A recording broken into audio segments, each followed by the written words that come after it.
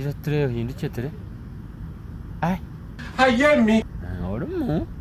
tinkwija kukigaruka mwe kigamba ai Supposed to we hear of this. nakugira ngo oromu hati no maka abarungi iwe nyenda ngo ngambire mpamizo jote nakwikiriza ekyo kyonka Jesus.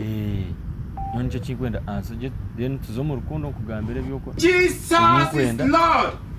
niyo ngambire byokwanga nebyo kukunda kale ninkikora eh konka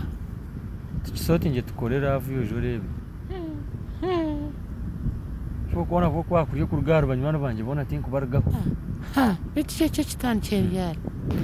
manya rukundo hati no basako mwana hati nani mangu no kwijaha ngambira nani mangu no kwijaha wono mangu no mwene kumukoza mujimbo bulijo kuno side ejo hikayo hapana aha chimanisa mwene ejo ni plan ya rahanga kandi relationship ya leto rahanga tubekora mu kanwa ninga rahanga tubamukora mu kanwa nde banora barambata kureba bano yebuza no cyana no kirza no kitorogo azanyo ni ndigambara kasharaho nyakishara ngo tanye gambira sho tatani byambwenu no mkimbiri buzuma yaba mkimbira wenda ibintu byakwanta tuganira konka kinkushabanyira ngo tuhamye mukago mama wono promising ngo ninyenda abendo nyeka kine shonga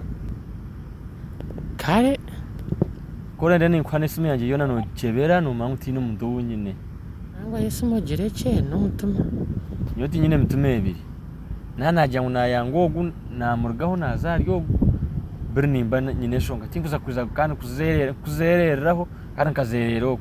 style yanje mama mbwen kwesije niza kukunda na kunyamune kuniza kukunda no butakwenda yatwakugira ngo abanyakwese twine love usumanya kusiteza nyina timeti nshemena kubugamba mwana tebyo ningambe bye muza kubyirebe rukundo yamazima when true love niyo kwenda ego ekyo ni kikengaji hati twaza kugenda then twaguma tugamba WhatsApp tuganira ntahitura hemizo mukagono ntera imoni mfitera boti imoni gaboti imun tuzadu tugadu hona haraze network konka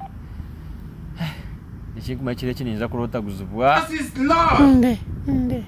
konka yaga kandi binareba iwe cyo kibone kuwanshururiraho no jya unanimbasa kukera Jesus.